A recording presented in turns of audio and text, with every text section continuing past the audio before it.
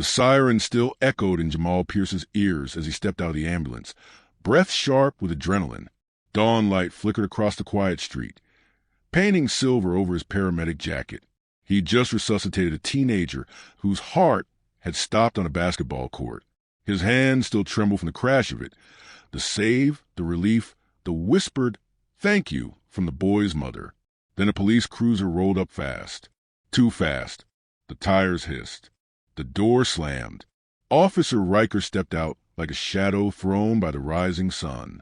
"Hey, you!" he barked, eyes narrowing at Jamal's dark skin before the uniform. "What are you doing near that house?" Jamal blinked. "I'm working a medical call." Riker's hand hovered near his holster. "Funny, I didn't ask for explanations." A cold weight slid down Jamal's spine. The street went still. A curtain twitched in a nearby window. The soft beep of the ambulance monitor felt suddenly too loud.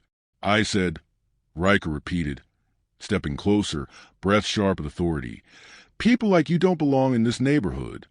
The words hit like a blade. Jamal tightened his grip on his trauma bag. "Officer, I'm a paramedic. That's all." Riker smirked. "Not anymore." His hand reached out, not for identification, but for Jamal's wrist.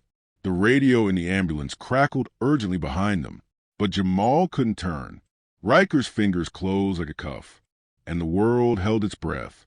The morning still smelled like wet asphalt and cooling adrenaline when Jamal Pierce lowered himself onto the curb, slowly, deliberately, because Officer Riker had barked, "Sit. Hands where I can see them." The words buzzed louder than the fading ambulance siren. "I just finished a medical call," Jamal said, palms open. "A cardiac arrest. The kid's alive." Riker snorted. "Convenient story." Jamal met his eyes. He'd seen this look before, certainty without evidence. "You can radio dispatch. They'll confirm." "I don't take instructions from you," Riker snapped. Several neighbors stood on porches now, pretending not to stare. A man whispered to someone behind him. A teenager held up a phone, recording shakily. Jamal's breath tightened. "Officer, you're making a mistake."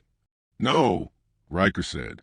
"I'm stopping a suspicious individual impersonating emergency personnel." Jamal blinked. "I am emergency personnel." Riker stepped closer, boots scraping the pavement. "Then where's your partner? Why were you alone? Why were you wandering around this property?" "I wasn't wandering." "Don't interrupt me." Jamal forced himself still. He'd faced collapsing lungs, frantic parents, car wrecks soaked in fear, but this brand of pressure, this targeted suspicion, felt heavier. His radio cracked.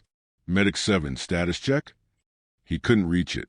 Riker's stare forbade movement. "Answer it," Riker said, "after you show me ID. It's in my left pocket." "Slowly," Riker warned. Jamal reached carefully, pulling out his badge and certification card. Riker snatched them. "Could have printed these," he muttered. Jamal swallowed frustration. "Why would I?" "Quiet." The crowd thickened. Silence held like fog. Someone whispered, "He saved that kid. I saw the ambulance." Riker ignored them. "Stand up." Jamal rose. "Turn around." "Officer." "Do it." Jamal did. Shame crawled hot up his neck as Riker patted him down, rougher than necessary. Jamal clenched his jaw. Protocol echoed in his mind. Approach without escalation, verify identity, reduce tension. None of it lived here. A second cruiser pulled up. Sergeant Lowell stepped out, frowning. "Riker, what's going on?" "Caught this man trespassing," Riker said. "Claims he's a paramedic." Lowell looked at Jamal, then at the ambulance idling with its back doors open. "He came in on that unit." "Could be staged," Riker said. Lowell exhaled. "Riker, he wasn't supposed to be near that house," Riker insisted. "And he got aggressive." Jamal stiffened. "That's not true." Riker turned sharply. "Are you resisting now?" "I'm clarifying." "Stop talking." Lowell rubbed the bridge of his nose. "Riker, enough. Let him go." Riker hesitated. Too long. Finally, with a contemptuous sigh, he tossed Jamal's ID back. Fine, but I'm filing a report. A report? Jamal echoed. For what? Non-compliance, interference, suspicious behavior. Take your pick. Jamal's stomach dropped. I followed every instruction. Riker smirked. We'll see. Lowell motioned Jamal aside. Look, just get back to your station. I'll handle the paperwork. You're letting him submit a false report? Jamal asked quietly. Lowell's expression tightened. It'll get sorted out. But Jamal heard the truth beneath the diplomacy. It's easier to let the system decide. He returned to the ambulance, hands trembling. The mother of the teenager he'd saved stepped out of her doorway, eyes worried. You okay? She called softly. He forced a nod. Yeah. But he wasn't. His phone buzzed. A notification from headquarters. Mandatory appearance. Administrative review. Subject. Conduct during field interaction. Time. 3 p.m. today. Jamal stared at the message, heart sinking. Riker had moved faster than the truth, and the system was already listening to him. The EMS headquarters looked calm from the outside, a building of glass, brushed steel, and clean lines, but Jamal felt its walls tighten around him the moment he stepped inside. The lobby hummed with keyboards and clipped footsteps. Everyone moved with purpose. Everyone avoided eye contact just a little too carefully. The receptionist glanced up. Name? Jamal Pierce. I have a mandatory review at 3. Her polite smile never reached her eyes. Take the elevator to the 3rd floor. Conference room B. As he walked away, he heard her whisper to someone on the phone. Yes, he's here now. The tone told the story. He's the one. The elevator doors closed. Jamal inhaled, slow and steady, as if preparing for another medical call. Except this time, he was the one being examined. Conference room B was too cold, the overhead lights too bright. 2 administrators waited inside, their folders neatly stacked. Ms. Drayton, head of compliance, gestured stiffly. Mr. Pierce, please sit. Beside her sat Mr. Kellum, assistant director, an older man with a face carved into permanent neutrality. Jamal took the seat. I understand there was a complaint filed against me. Kellum folded his hands. We're here to gather your account of the interaction you had with a law enforcement officer this morning. Jamal frowned. Interaction? I was detained without cause. Drayton didn't react. Officer Riker reports that you became defensive and obstructive, refused to present identification promptly, and behaved in a way that raised safety concerns. That's not what happened, Jamal said firmly. I cooperated with every instruction. Kellum flipped open the file. The officer also states that you were wandering private property and failed to explain your presence. Jamal leaned forward. I explained repeatedly. I had responded to a cardiac arrest. The ambulance was right there. Drayton raised an eyebrow. Why were you alone on scene? My partner was securing the patient in the unit. A pause. Kellum exchanged a glance with Drayton, the kind that said we already had doubts. Jamal tried again. Look, dispatch can confirm the call. There's documentation. There is, Drayton agreed, but the officer expresses concern about your demeanor. Mannerisms inconsistent with a cooperative responder, Kellum added. Jamal felt heat rise in his chest.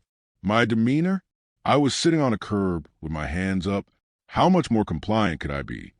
Drayton's voice softened in a way that patronized rather than comforted.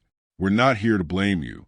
We're simply ensuring the department's reputation remains intact. And mine? Jamal asked quietly. Does that matter? Kellum cleared his throat. We must take every complaint seriously, especially when it involves public trust. Jamal stared at them. So you trust his word over mine? Officer Riker is a sworn officer, Drayton replied flatly. And I'm a certified paramedic who wrote half the protocols your rookies depend on. Jamal countered before he could swallow the words. A flicker crossed Kellum's face. Surprise, then discomfort. Be that as it may, we need your detailed account. Jamal recited everything. The tone, the accusations, the crowd, the physical search, the threat of charges. He kept it calm and factual, though tension threaded every word. When he finished, Drayton scribbled something. Thank you. We'll review. That's it. Jamal asked. No questions about the officer's behavior. No concern he detained medical personnel mid-call. Kellum stood. We will evaluate all perspectives. That was the closest they would come to admitting bias, and even that felt sanitized. Mr. Pierce, Drayton said as he rose, please refrain from discussing this incident publicly. I haven't discussed anything publicly. Good. It's important the narrative remains controlled. Whose narrative? Jamal wondered. In the hallway, fluorescent lights buzzed above him. He paused, shoulders tight. His hands finally stopped shaking, but only because anger steadied them. A soft voice called from behind. Jamal? He turned. It was Lenny, a dispatcher he'd known for years. Nervous, kind, always fair. They really called you in? Lenny whispered. Yeah, they're taking Riker's report seriously. Lenny glanced around, making sure no one listened. You didn't hear this from me, okay? Okay. There's talk upstairs, Lenny murmured. Riker didn't just file a complaint. He filed a conduct inquiry. That's higher level. Jamal's stomach dropped. He escalated it. He wrote that you were insubordinate and possibly volatile on scene. That's a lie. Lenny nodded quickly. I know, but the higher the level, the more likely they initiate formal review. Once that starts, anything from your past shifts gets picked apart. People don't walk out clean. So he's trying to build a case, Jamal said quietly. Lenny swallowed. I think someone wants you off the field. Jamal felt the air thin. Why? Lenny hesitated. Because the officer's version matches something they're willing to believe. It was a gentle way to say the truth. His word carries more weight than yours. Footsteps approached. Lenny straightened and stepped back. Just be careful. Thanks, Jamal whispered. As he walked toward the exit, Jamal's reflection followed him to glass walls. Uniform creased from a long shift, eyes exhausted, jaw tight with frustration. He'd dedicated years to saving lives, writing protocol, mentoring rookies. And yet, today, one officer's prejudice outweighed his entire record. Outside, the wind felt colder than the conference room. Jamal closed his eyes for a moment. Someone wasn't just questioning him. Someone was preparing to erase him. Morning light slanted across the training bay, catching dust and floating ribbons as Jamal stepped inside. The room smelled of antiseptic and old textbooks. His second home for years. On the far wall, laminated posters showed Emergency Response Protocol, Rev 4, the version he had drafted. He paused, staring at the bold lettering beneath the title. County EMS Standard Guidelines. His guidelines. A group of rookie paramedics clustered near the simulation mannequin. One of them spotted him and lit up. Pierce, you're here early, said Maya, a newly certified EMT with bright, earnest eyes. We're practicing airway interventions. Can you watch us real quick? We keep messing up section 7.4. Jamal tried to smile. Yeah, show me. As they positioned the mannequin, Maya stumbled over her equipment bag. Sorry, she muttered. I swear this all made sense when you explained it last month. I explained too much, Jamal said quietly. That's my problem. The rookies chuckled, not catching the weight behind the words. He crouched beside the mannequin. All right, section 7.4. What's the first priority? Maintain spinal alignment while establishing airway patency, Maya recited. Jamal nodded. Good. Now show me. She placed her hands correctly, but her angle was slightly off. Jamal reached out to adjust her wrist. Here, see how this gives you more control. Oh, she said, smiling. That feels better. Better means safer. Pierce, another rookie called from behind. We heard something happened this morning. Are you okay? Jamal froze. What did you hear? That you were questioned by police? Detained, another added quietly. Maya lowered her gaze. People talk, but we know you. We know what kind of medic you are. A knot tightened in Jamal's throat. I appreciate that.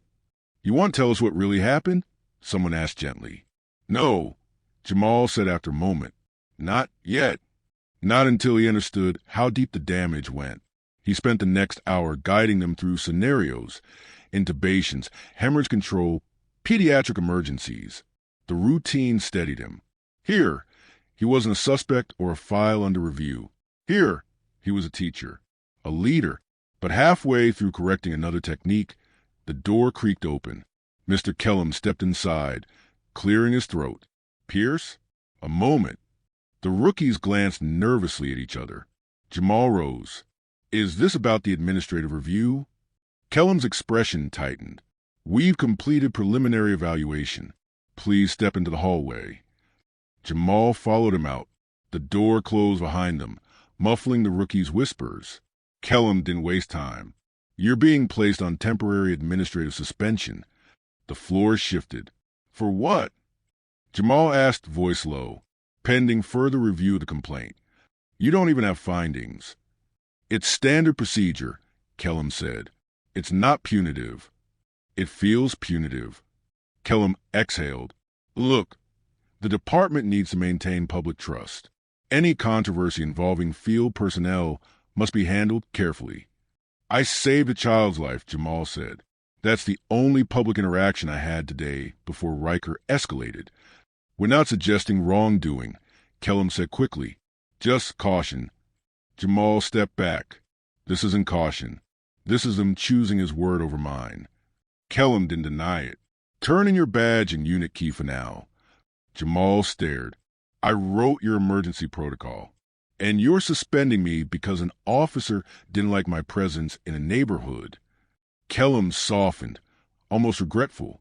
I know what you contributed, but the optics. Optics, Jamal repeated bitterly. That's what matters. Kellum lowered his voice. This will resolve eventually. Calmly. Don't make it political. It became political the moment he filed a false complaint. A flicker of discomfort crossed Kellum's face. Just go home, Pierce. Let the process work. Jamal clenched his jaw. The process is a problem. Outside, air stung his lungs as he walked across the parking lot. Suspension. That one word felt heavier than any accusation. His phone buzzed. It was Maya texting. We're here if you need anything. Don't let them make you doubt yourself. Another message followed. We learn from you. That means something. Jamal closed his eyes. It did mean something. But right now, meaning wasn't enough. He got into his car. As he started to back out, his mentor's voice echoed from years ago.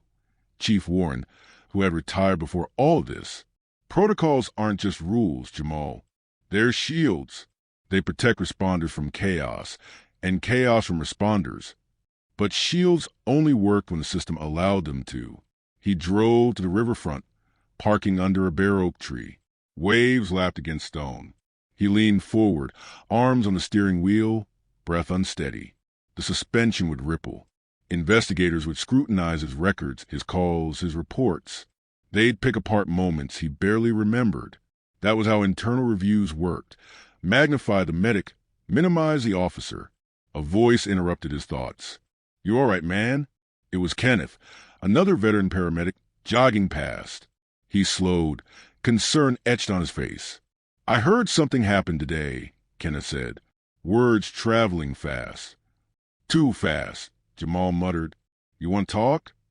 Not really. Kenneth leaned on the railing beside him. Look, whatever they're saying. People who know you know the truth. Truth hasn't helped me today. Maybe not yet, Kenneth replied. But you didn't get here by accident. You've been the backbone of half this department. Jamal shook his head. Backbones are invisible until they break. Then don't break, Kenneth said quietly. Jamal looked up at him. They suspended me. Kenneth's face fell. That's wrong. Yeah. You gonna fight it? Jamal hesitated. I don't know how. They're acting like he's credible, and I'm not. Kenneth's jaw tightened. Because he's wearing a badge and you're wearing the wrong skin color in the wrong neighborhood. The bluntness surprised Jamal. You really think that's all it took? Sometimes, Kenneth said, that's all it ever takes. Jamal swallowed hard. So what do I do? Hold your ground. He placed a hand on Jamal's shoulder. And remember, the protocol you wrote? It's not just for emergencies. It's how you move through storms. Jamal nodded slowly. Storms he could handle. It was the people creating them who scared him. Jamal pulled into his driveway just after sunset. The sky washed in bruised colors, violet, gray, fading gold. The air smelled of cut grass and cold evening wind. His house sat quietly between two others, porch lights blinking on one by one. Usually, the street felt safe, familiar. Tonight it felt like someone had flipped it inside out. A woman walking her dog slowed as she passed his car. She nodded politely. Then her eyes narrowed just a fraction, as if searching for something she couldn't name. Jamal stepped out, closing the car door gently. Across the street, two neighbors stood in their driveway. One of them, Mr. Haverly, lifted a hand stiffly. "Evening, Jamal." "Evening." His voice sounded hollow. The second neighbor, Mr. Quinn, didn't bother hiding his curiosity. "Heard there was some kind of incident today." Jamal forced a neutral tone. "Just a misunderstanding." Quinn raised an eyebrow. "That's so." His gaze dipped to Jamal's EMS jacket. "Rumor is cops at questions." Jamal didn't answer. He didn't owe anyone an explanation. Haverly nudged Quinn. "Drop it, man. Leave him alone." Quinn shrugged and headed inside. Haverly lingered. "Ignore him, Jamal. He watches too much news." "Yeah," Jamal murmured. "Thanks." As he walked toward his front door, a voice called from next door. "Jamal?" His sister, Leah, leaned against the porch railing of their shared duplex unit, arms crossed, worry etched across her face. "You look like you've been dragged backwards through a storm," she said. "I feel worse," he replied. She followed him inside. The warmth of the living room wrapped around them. Soft lamps, the faint smell of the tea she brewed every night, the photo of him and their father fishing on the wall. "What happened?" Leah asked as soon as the door closed. Jamal set his jacket down, shoulders heavy. "Riker filed a complaint, and the department suspended me until they review it." Her eyes widened. "Suspended you? For what?" "For existing in front of him," Jamal said bitterly. "For doing my job. For not shrinking fast enough. That's insane." She paced, handshaking. "You save lives for a living. You wrote the emergency protocol. How can they take his word over yours?" Jamal laughed softly, an exhausted sound. "Because he's a cop. And because I'm a black man in a neighborhood where people like Quinn think I'm suspicious the moment I step out of an ambulance." Leah stopped pacing. "So what now?" "I don't know," he admitted. "I don't trust a review. They barely listen to me." Before Leah could answer, the doorbell rang. Jamal frowned. "Who?" He opened it to find a tall woman in a bright scarf, holding a folder and a calm, firm expression. "Mr. Pierce?" she asked. "My name's Aria Douglas. I coordinate the Community Accountability Network." Leah whispered. "She's an activist. She helped when Marcus was profiled last year." Aria nodded politely. "I heard what happened this morning, and I wanted to check on you." Jamal stepped back. "How did you hear about it so fast?" "Neighbors talk. Police reports circulate. And unfortunately," she added with a sigh, "stories like yours tend to echo. I haven't shared anything publicly. And you don't have to." Aria handed him a card. "But if officers are filing complaints against you, you need someone in your corner." Leah folded her arms. "We don't want trouble." Aria offered a sympathetic smile. "Neither do we. But silence never protected anyone." Jamal sat on the edge of the couch. "I'm not ready to go public." "Not yet." "Then don't," Aria said gently. "Just know that you're not alone. If the department tries to push this further, call me." He nodded slowly. "Thank you." Aria turned to leave but paused at the doorway. "One more thing, Mr. Pierce. People trust you. You've helped half this community. They'll want to support you when the time comes." Jamal wasn't so sure. After she left, Leah closed the door. "She's right, you know." "I can't become a symbol," Jamal whispered. "I just want my job back." "Symbols don't choose themselves," Leah said softly. "Sometimes the world chooses for them." Before he could respond, a knock sounded again, lighter, hesitant. This time it was a neighbor from earlier, Mrs. Tyson, the mother whose son Jamal had saved that morning. She looked shaken. I heard about the officer. Is it true they're questioning you? Jamal rubbed his forehead. They suspended me. Her hand flew to her mouth. What? But you saved my child. Jamal met her eyes. That doesn't matter to them. It matters to me, she said fiercely. If you need a statement, anything, I'll support you. Leah smiled faintly. See? People stand with you. Mrs. Tyson nodded. I'm telling everyone what really happened. They should know the truth. After she left, Jamal sank into the couch. Leah sat beside him. Maybe Aria's right. Maybe this is bigger than you. Everything feels bigger than me, Jamal murmured, like I'm drowning in someone else's story. Leah touched his shoulder. Then write your own. He shook his head. I don't want to fight. You didn't choose it, she said, but you can choose how you survive it. Jamal leaned back, staring at the ceiling. The house was quiet again, but not peaceful. Outside, porch lights flickered like signals, some welcoming, some watching. A neighborhood divided, a career dangling, a story already warping beyond his control. He closed his eyes. Tomorrow, the world would shift again, and he had no idea which way the ground would break. The mediation room at precinct headquarters smelled faintly of old carpet and reheated coffee. A rectangular table sat in the center, too polished, too reflective, like it wanted to collect secrets. Jamal walked in with measured steps, shoulders tense beneath his plain jacket.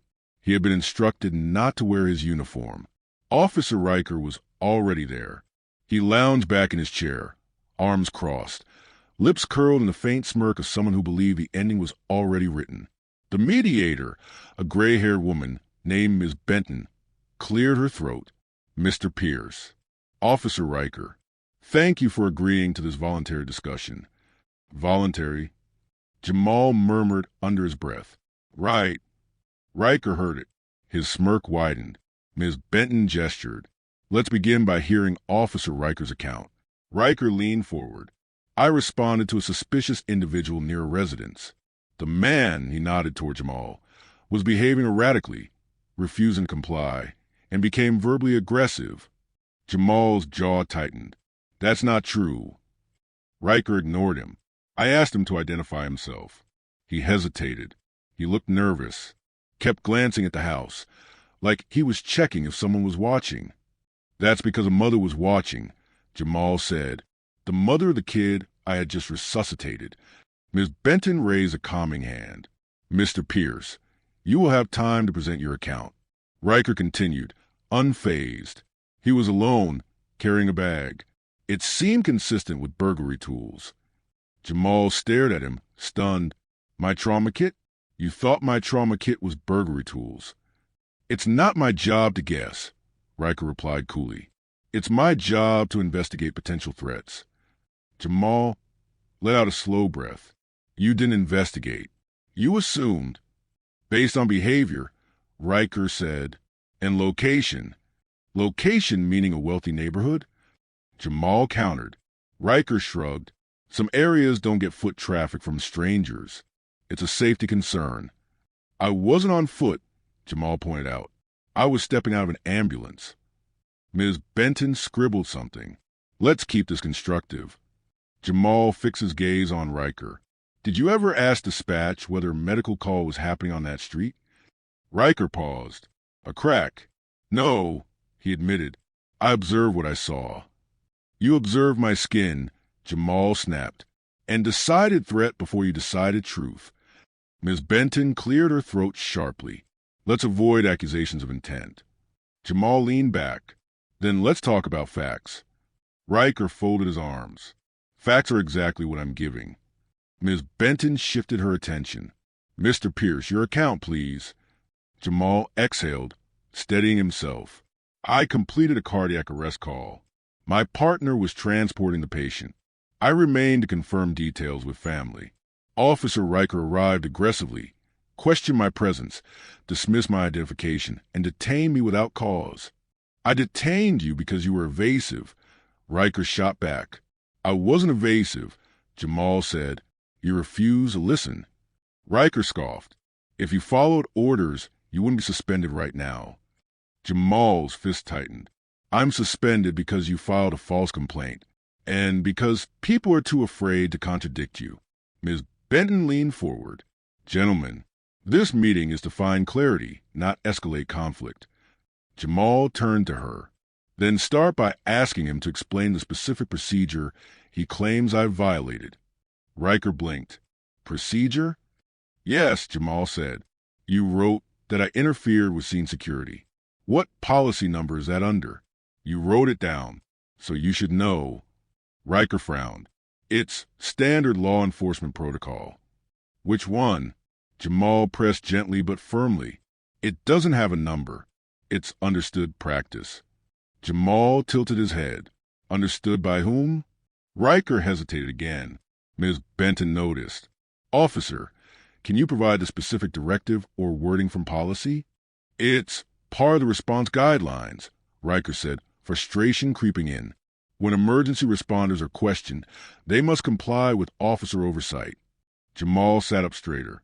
"Oversight? That word doesn't appear in any EMS interagency policy." "It does," Riker insisted. "No," Jamal said quietly.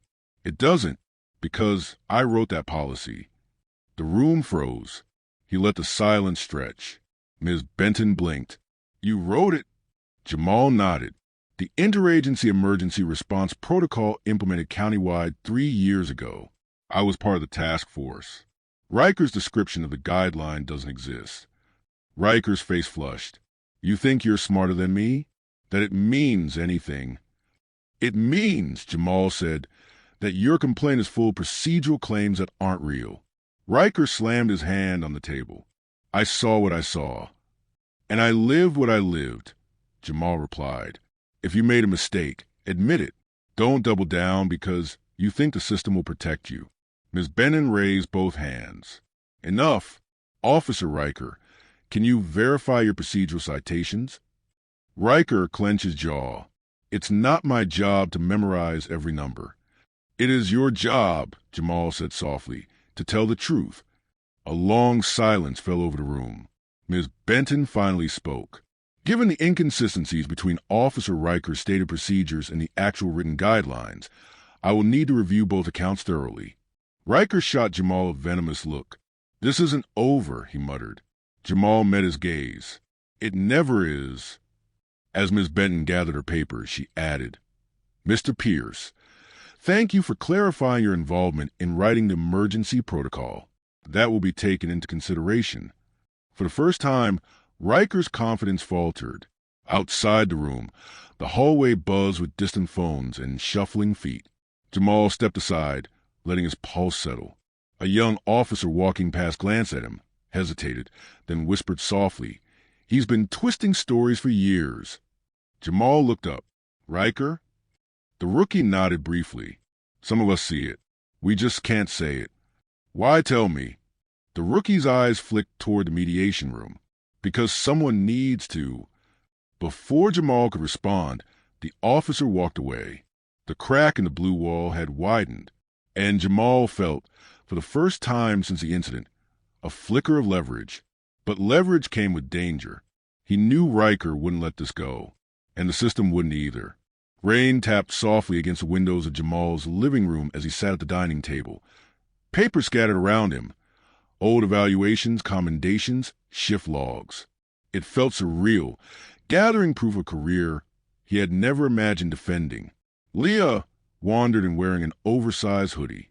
"You're up early," she said. "Didn't sleep," Jamal replied. "I keep thinking, if they decide I violated a policy, it won't matter that the policy doesn't exist. They'll just write around it." Leah sat across from him. "You're fighting ghosts. You need something real, something solid." Before Jamal could answer, a knock rapped sharply at the door. Leah stiffened. "Not again." Jamal approached cautiously and opened it. A young police officer, mid-20s, nervous eyes, stood on the porch, rain dripping from his cap. Jamal recognized him from the hallway after mediation. "Mr. Pierce?" the rookie whispered. "Can I come in? Just for a minute?" Leah folded her arms. Why? The rookie swallowed. Because you're in danger of losing everything, and I can't just watch it happen. Jamal hesitated, then stepped aside. Come in. The rookie entered quickly, glancing around as if expecting someone to follow him. Leah closed the door. Who are you? Officer Daniel Hart, he said. 3rd month on patrol. Why are you here? Jamal asked. Hart wiped his forehead. I have something you need to see. But you can't tell anyone it came from me. Jamal exchanged a wary look with Leah. What is it? Hart pulled a small drive from his pocket, hands shaking. Body cam footage. From a morning Riker detained you. Jamal froze. Why do you have it? Because I was in the backup unit, responding to Riker's call.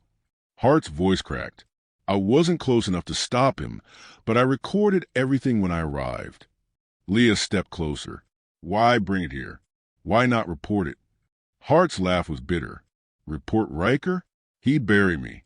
The Union would exile me. Half the department would turn their backs overnight. Jamal swallowed. So why risk it? Hart's eyes softened. Because what he did was wrong. And because you looked. He broke off, struggling. You looked like a man who was being crushed by a system that's supposed to protect him too. The room fell quiet except for the sound of the fridge and the rain outside. Show me, Jamal said. Hart nodded. They moved to the living room, Leah bringing her laptop. Hart plugged in the drive.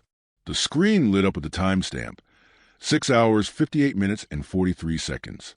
Audio crackled. Riker's voice came through first, sharp and hostile. Hey, you, what are you doing near that house? Jamal watched himself on the screen. Exhausted, still shaking from a rescue, hands calm, voice steady. I'm a paramedic. I didn't ask for explanations. Hart glanced at Jamal. There's more. The video continued. Riker pacing in front of the ambulance, dismissing dispatch, refusing to verify the call, insisting Jamal was lying. And then the part Jamal couldn't forget. People like, you don't belong in this neighborhood. The words hit harder on replay than they had in real time. Leah covered her mouth. Oh my God. Hart paused the video. There's no context they can use to twist this. Riker escalated without cause. He initiated detainment procedures without probable suspicion. He misrepresented your responses. Jamal closed his eyes. This could clear me. It could do more than that, Hart said quietly. It could take him down. Leah exhaled shakily. Then we give this to internal affairs. Hart shook his head fast. If you do, they'll know it came from me. There were only 2 officers on scene. So what are you suggesting? Jamal asked. Hart hesitated. Leak it anonymously. Send it to someone who can publish it without tying it back to you or me. Leah frowned. That's risky. It's dangerous, Hart corrected, but not as dangerous as letting Riker win. Jamal stared at the pause frame, him sitting on the curb, hands visible, posture non-threatening, while Riker loomed above him like a judge waiting for a sentence to drop. This footage, Jamal whispered. It's the truth. And truth, Hart said, voice trembling, is the only weapon we have. A long silence stretched between them. Finally, Jamal spoke. If we leak this, everything explodes, media, department, maybe even my case. Leah reached for his hand. But it also protects you. Jamal nodded slowly. And you? He asked Hart. What happens to you? Hart swallowed hard. If anyone finds out, I'm done. But I'd rather lose a career than lose myself. The sincerity in the young man's voice broke something open in Jamal. Something trapped since the morning of the incident. Thank you, Jamal whispered. Hart stood. I should go. I've already been here too long. Before leaving, he turned to Jamal. Whatever happens next, you deserve justice. The kind the department won't give you willingly. When the door closed, Leah collapsed into the couch. Jamal, this changes everything. Jamal stared at the laptop screen, the image frozen mid-detention. No, he said softly. This reveals everything. His suspension, the rumors, the administrator's cold distance. It all made sense now. They weren't waiting for truth. They were waiting for the story that fit their comfort. Jamal exhaled, hands steady for the first time in days. "Leah," he murmured, "find someone we can trust." "Arya," she suggested. He nodded. "Yeah, it's time." Outside, the rain grew heavier.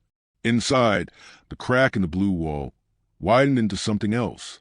A path, a risk, a rising storm centered around the truth. The next morning, Jamal awoke to the vibration of his phone skittering across the nightstand. He grabbed it, expecting another administrative message. Instead, Leah burst into his room. "Jamal, turn on the news. Now." He blinked. "What's going on?" "Just hurry." Still half asleep, Jamal fumbled for the remote and switched on the TV. A news anchor appeared, expression tight with urgency. Leaked footage from a police body camera showing a paramedic detained without cause. The incident has sparked immediate public outrage. Jamal sat upright. The screen cut to the video, Hart's footage, broadcast across the city. Riker's voice filled the room. "People like you don't belong in this neighborhood." Leah watched Jamal's reaction carefully. Arya leaked it. She said anonymity is secure. Nobody knows who it came from. Jamal pressed a hand to his forehead. "God." The footage played again with commentary dissecting each part. Despite clear identification and cooperation, the anchor said, the paramedic was subjected to unwarranted detainment. Officials have yet to release a statement. Leah grabbed the remote and muted the TV. "You're trending. People are demanding accountability." Jamal swallowed hard. "I did want this kind of attention." "But you needed protection," Leah said softly. "This gives you that." His phone buzzed endlessly. Texts from coworkers, neighbors, numbers he didn't recognize. "Maya, rookie, we saw the video. We're behind you. All of us. Kenneth, brother, this is big. Stay calm. Don't talk publicly yet. Unknown number. Press wants a statement. Call ASAP." Jamal put the phone down. "I can't do press." "You don't have to," Leah said, "but you do need to breathe." He inhaled deeply, but steadiness felt like a luxury. Another text appeared, from Hart. "Hart, it's out. Stay safe. I'll keep my distance for now." Jamal typed back carefully. "Thank you. Truly." Then the phone rang, an official number. He stared at it. Leah whispered, "Answer it." He did. "Mr. Pierce," a strained voice said. "This is Deputy Chief Rollins with Internal Affairs. We need you to come in for a formal statement today." Jamal held the phone tighter. "So now you take me seriously. Given new context, it's necessary." "What about my suspension?" Jamal asked. A pause. "You'll be fully reinstated pending review. Please be here within 2 hours." Jamal hung up, incredulous. "They're scrambling," Leah said. "They're terrified." "Riker," Jamal whispered. "What's happening to him?" 2 hours later, Jamal walked into Internal Affairs. The air buzzed with tension. Dozens of officers moved stiffly, avoiding his eyes. A passing sergeant muttered, "This is a mess," under his breath. He entered the interview room. Deputy Chief Rollins, a woman with clipped professionalism, sat across from him. "Mr. Pierce, thank you for coming." "I didn't have much of a choice," Jamal replied. Rollins nodded tightly. "Let's begin with your account. Start at the beginning." He spoke, voice firm but controlled. He described the morning, the rescue, the confrontation, the humiliation, the escalating false complaint. Rollins took notes rapidly, occasionally glancing up with conflicted expression. When Jamal finished, she closed the folder. "Mr. Pierce, the footage is clear. Officer Riker's claims contradict both department policy and observable behavior." "So you believe me now," Jamal said quietly. Rollins exhaled. "Belief isn't a factor. Evidence is. And the evidence shows serious misconduct. Are you charging him?" Jamal asked. "We place him on administrative leave pending formal proceedings," she said. "And there will be a hearing." Before he could respond, someone knocked. The door opened. Another officer stepped in, whispering urgently to Rollins. She stiffened. "Bring him in." 2 officers escorted Riker into the hallway. furious, red-faced, yelling. "You're all throwing me under the bus," he shouted. That video was taken out of context. Rollins stepped into the hall. "Officer Riker, keep your voice down. You're protecting him?" Riker shouted, pointing vaguely toward Jamal's door. "A paramedic who disrespected my authority?" Rollins' tone dropped to ice. "Your authority ends where truth begins." Riker lunged forward, but two officers held him back. "You will regret this," he screamed. "All of you." His voice echoed down the hallway as they dragged him out. Jamal watched through the cracked door, breath unsteady. Rollins returned, shutting it. "I'm sorry you had to witness that." Jamal shook his head. "I didn't witness anything new." Rollins blinked, absorbing the weight of the statement. When he left Internal Affairs, reporters clustered outside the precinct gates. "Mr. Pierce, do you want to comment on the leaked footage? Do you believe the department protected Officer Riker? Are you filing a civil complaint? Jamal, what message do you have for the public?" Cameras flashed, microphones thrust toward him. Jamal froze. Then a familiar voice cut through. "Back up. Get him, Space." Arya pushed through the crowd and reached him.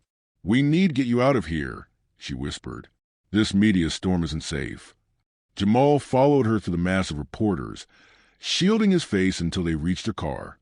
Inside, he exhaled shakily. "I didn't ask for all this." "You didn't," Arya agreed. "But this is what happens when truth punches a hole in power."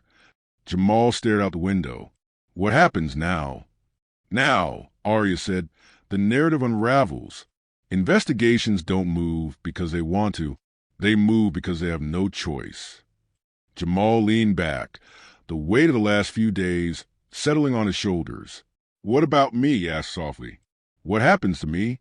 Arya placed a hand on the steering wheel, steady and sure. "You get to tell your story on your own terms, and you get your name back." Jamal swallowed, eyes damp. It never should have been taken. "No," Arya said.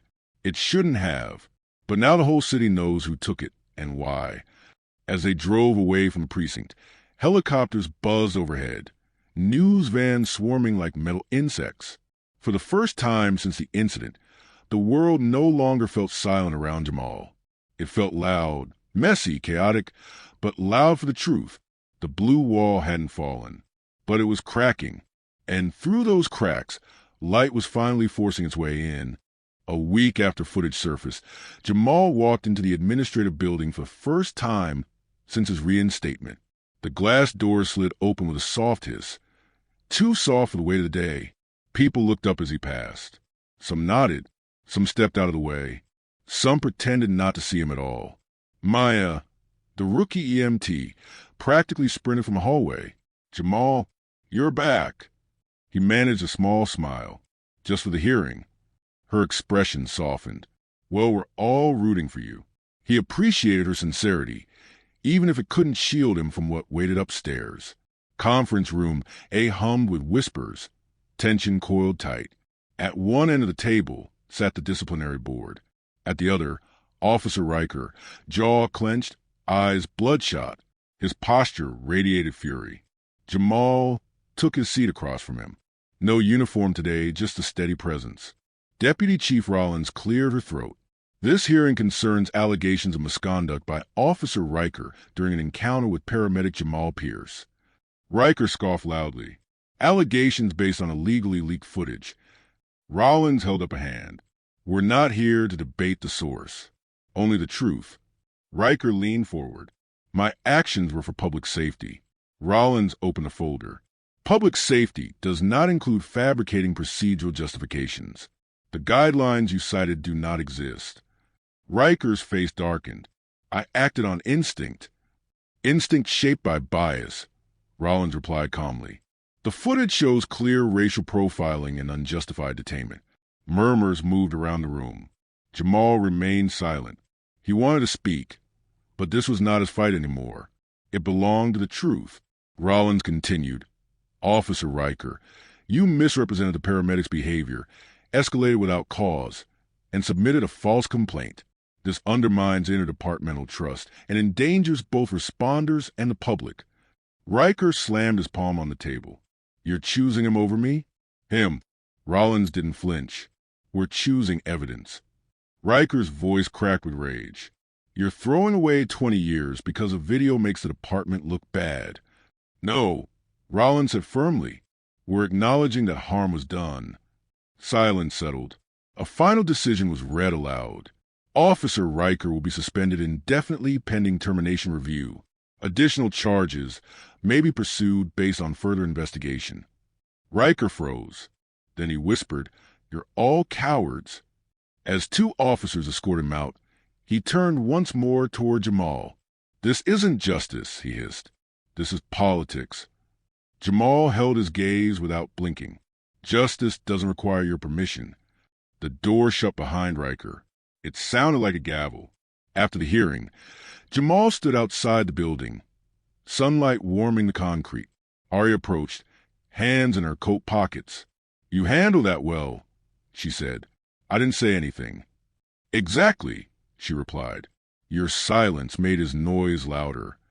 Jamal exhaled shakily. Is it over? Arya tilted her head.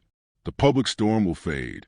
The official investigations will continue a bit longer, and you'll go back to work. But, her voice softened. No, it's not over. Not inside you. Jamal lowered his eyes. I feel hollow, like I should be relieved, but I'm just tired. That's the cost, Arya said. Accountability doesn't erase trauma. It just stops it from growing. He nodded slowly. Come on, Arya added gently. Let's get you home. Leah was waiting on the porch when he returned. She rushed down the steps. Tell me, what happened? He's gone, Jamal said simply. Suspended. Likely terminated. Leah closed her eyes and exhaled. Finally. But it doesn't feel like victory, he said quietly. Leah squeezed his arm. Because victory would have been never having to go through it. He nodded. Inside, the house felt peaceful, almost too peaceful. A place unchanged while he had been changed forever. He sank into the couch. Leah sat beside him. You can take time off, she said. You don't have to rush back. Jamal looked at her, weary but resolute. That's the thing. I want to go back. Leah blinked. After everything? I'm a paramedic, he said. That's who I am. That's the part they didn't take. Leah smiled softly. Then go back when you're ready. I think, he said, breathing deeply, I'll be ready sooner than I thought. 3 days later, Jamal stepped into the back of an ambulance again. Kenneth grinned. Look who's back. Try not to crash us on my first day, Jamal teased. Kenneth laughed. Wasn't planning on it. The radio crackled. Medic 12, respond to shortness of breath. Elderly female, 3rd floor apartment. Jamal felt his heartbeat steady, not anxious, not shaken, present. Ready? Kenneth asked. Jamal nodded. Yeah, let's go. As the ambulance rolled forward, city streets blurred past, familiar intersections, unfamiliar eyes watching a man who had become a symbol without wanting to. He leaned back, breathing evenly. He didn't feel triumphant. He felt anchored. The trauma remained. The injustice still stung. But so did the resilience that carried him through it.